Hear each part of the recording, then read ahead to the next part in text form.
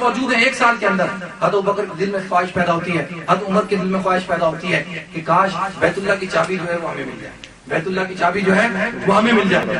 اور آپ جو ہے حضور اکرم صلی اللہ علیہ وسلم بیت اللہ کے اندر جاتے ہیں تو ویسے ہی جیسے ہی جاتے ہیں اور آپ کے دل میں بھی آتا ہے کہ چابی میں جو ہے حضرت ابوبکر کو دے دیتا ہوں، عثمان کو دے دیتا ہوں، اور فوراً قرآن کی آیت اترتی ہے ان اللہ یأمرکم ان تؤدوا الامانات الی اہلہا، اللہ تمہیں حکم دیتا ہے کہ امانتیں ان کے اہل کی طرف، ان کے جو مستحقین ہیں، حضرت عثمان بن مظعون ان کے خاندان کی امانت ہے ان کو دی جائے۔ آپ اندازہ کریں کہ کیا ہوتا ہے اگر کوئی اور، یعنی ان کو چابی دی گئی اور آج تک وہی چابی ان کے قبیلے کے پاس ہے۔ یہ تھوڑے سے میں حالات آپ کے سامنے حضور اکرم صلی اللہ علیہ وسلم بیان کر رہا ہوں، مختصر 2-4 منٹ اور لے لوں کہ حضور اکرم صلی اللہ علیہ وسلم بیت اللہ فتح ہو جاتا ہے، قرآن کی آیت اذا جاء نصر اللہ والفتح ورأیت الناس يدخلون فی دین اللہ افواجا، یہ آیت بھی نازل ہو جاتی ہے کہ اب لوگ جو ہے فوج در فوج اسلام کے اندر داخل ہوں گے، اور جو ہے اور پھر حضور اکرم صلی اللہ علیہ وسلم واپس چلے جاتے ہیں، پھر آتے ہیں اگلے سال حجۃ الوداع کے موقع پر الیوم اکملت لکم دینکم واتممت علیکم نعمتی ورضیت لکم الاسلام دینا والی آیت نازل ہوتی ہے۔ اور جب صحابہ جو ہے کچھ صحابہ خوش ہوتے ہیں اور کچھ صحابہ جو ہے غمگین ہوتے ہیں، وہ کہتے ہیں کہ حضور اکرم صلی اللہ علیہ وسلم کے جانے کا وقت قریب آ گیا، حضور اکرم صلی اللہ علیہ وسلم کے جانے کا وقت قریب آ گیا۔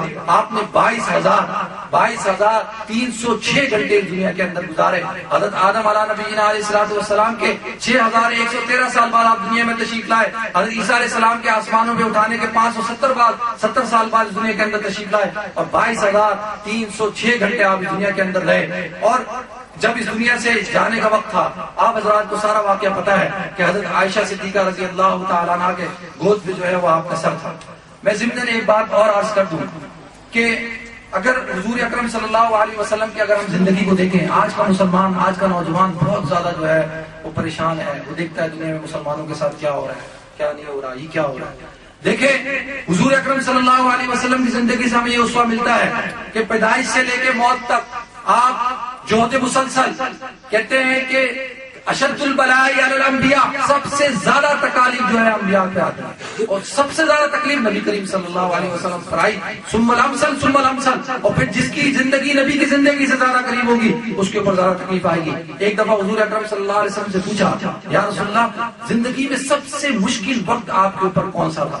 آپ نے کہا جب میں طائف کا سفر میں نے کیا، طائف کا سفر جو ہے سب سے مشکل سفر تھا، اور مختصراً یعنی اتنا ظالموں نے آپ پر تشدد کیا، اور لڑکوں نے، نوجوانوں نے پتھر مار مار کر آپ کے جو ہے وہ خون کو بہایا، اور حضرت جبرائیل علیہ السلام آ گئے، زمین و آسمان رو پڑے، اور ملک الجبال آ گئے اور کہا یا رسول اللہ اگر آپ ہمیں حکم دیں تو ہم ان دو پہاڑوں کے درمیان اس طائف کی بستی کو جو ہے وہ پیس دیں، ختم کر دیں، تباہ و برباد کر دیں۔ آپ نے کہا نہیں، ہو سکتا ہے کہ ان کی نسل میں سے کوئی شخص ایسا ہوگا جو ایمان لے کے آئے گا، اور وہ پہلا شخص تھا جس نے بر صغیر کے اندر اسلام کی بنیاد ڈالی، محمد بن قاسم۔ تو حضرات یہ تھے حضور اکرم صلی اللہ علیہ وسلم۔ اب ایک اور بات 2 منٹ کہ حضور کی سیرت سنانے کی چیز ہے، سننے کی چیز ہے، یا اپنانے کی چیز ہے؟ میں آپ سے سوال کرتا ہوں، اپنانے کی چیز، عمل کرنے کی چیز ہے۔ کہتے ہیں دل میں اگر حضور ہو، سرخم تیرا ضرور ہو، وہ عشق ہی نہیں جس کا نہ کچھ ضرور ہو۔ لو کان حبک صادقا لاطعته ان المحب لمن يحب مطیع، اگر محبت سچی، قل ان کنتم تحبون اللہ فاتبعونی یحببکم اللہ قل اطیعوا اللہ واطیعوا الرسول، اگر محبت سچی ہے تو سچی محبت تقاضا کرتی ہے اطاعت، سچی محبت تقاضا کرتی ہے اطاعت کا۔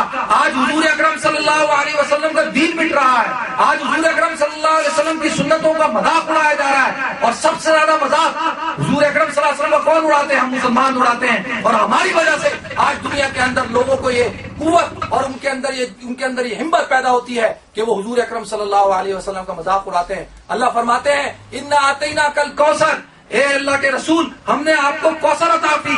کوثر کسے کہتے ہیں؟ خیر کثیر۔ ورفعنا لک ذکر، ہم نے اپنا آپ کا ذکر جو ہے وہ بلند کر دیا، جہاں جہاں پر میرا نام لیا جائے گا اے محمد، وہاں پر آپ کا نام لیا جائے گا۔ ہمارا کلمہ کمپلیٹ ہی نہیں ہوتا، لا الہ الا اللہ محمد رسول اللہ، اذان کے اندر اللہ اکبر کے ساتھ اشہد ان لا الہ الا اللہ و اشہد ان محمد رسول اللہ جب تک نعرہ نہ لگے ہمارا ایمان کمپلیٹ نہیں ہوتا. اللہ فرماتے ہیں اگر یہ دنیا کے لوگ اگر آپ کی توہین کرتے ہیں، اگر آپ کے خاکے بناتے ہیں، اگر آپ کی شان میں گستاخی کرتی ہیں تو اے اللہ کے محبوب آپ غمگین نہ ہو. ورفعنا لک ذکر، ہم نے آپ کے ذکر کو بلند کر دیا. آپ وجہ تخلیق کائنات ہیں. ایک دفعہ حضرت جبرائیل علیہ السلام کی حدیث سنا کے اپنی بات کو ختم کرتا ہوں. حضور اکرم صلی اللہ علیہ وسلم کی روایت ہے، حضرت عبداللہ ابن عباس رضی اللہ تعالیٰ فرماتے ہیں، کہتے ہیں کہ اللہ کے رسول نے فرمایا اللہ رب العزت نے جبرائیل کو پیدا کیا. پیدا کرنے کے بعد 1000 سال بعد جبرائیل سے پوچھا،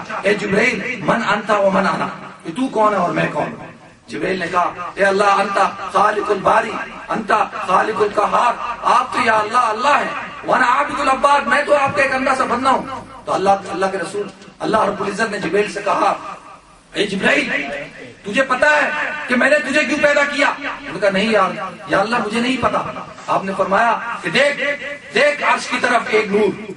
حضرت جبرائیل نے اس نور کی طرف جب دیکھا تو فرمایا یا اللہ یہ کیا چیز ہے، کس چیز کا نور ہے؟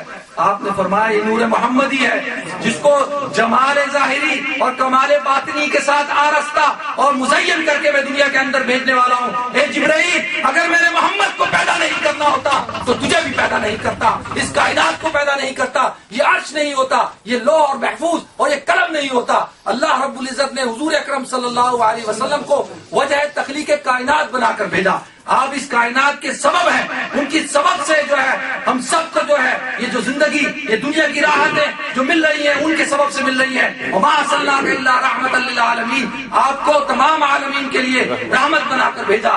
آخر کے اندر وہ دن خدا کرے مدینے کو جائیں ہم، خاکے در رسول کا سربا لگائے ہم، جالی پکڑ کے روز ہے اقدس کی حال سے سب حال دل رسول خدا کو سنائے ہم. واخر دعوانا الحمدللہ رب العالمین. تکبیر، ختم نبوت زندہ باد. مصطفیٰ ہے وہ آئینہ کہ ویسا دوسرا آئینہ، نہ کسی کے بزم خیال میں نہ کسی دکان آئینہ ساز میں. جزاک اللہ خیر حضرت مولانا مفتی صاحب جنہوں نے انتہائی دلسوز انداز میں آپ صلی اللہ علیہ وسلم کی سیرت کو اجاگر کیا. جیسا کہ حضرت مولانا سہیل بابا نے بھی شروع میں عرض کیا تھا کہ آپ صلی اللہ علیہ وسلم کی سیرت کے اتنے پہلو ہیں کہ اس کو ایک چھوٹی سی مختصر سی نشست کے اندر بیان کرنا انتہائی ناممکن ہے. لیکن پھر بھی حضرت مفتی صاحب کی جو آخری فکری باتیں تھی میں اس بات سے تھوڑا سا آگے کچھ لے کے چلنا چاہوں گا کہ ماشاءاللہ یہاں ہمارے بہت سے ساتھی ہیں جو آج کل اپنے مسائلوں میں اپنی پریشانیوں میں پھنسے ہوئے ہیں، اور اس کی وجہ اس کا حل بھی مفتی صاحب نے عرض کیا کہ جتنا ہم دین سے قریب ہوں گے اتنا ہی ہماری زندگیوں کے اندر کامیابیاں ہوں گی، اور جتنا ہم دین سے دور ہوں گے اتنا ہی ہمارے لیے پریشانیاں ہوں گی. جیسے کسی کوئی زمانے جو آپ صلی اللہ علیہ وسلم کے زمانے کو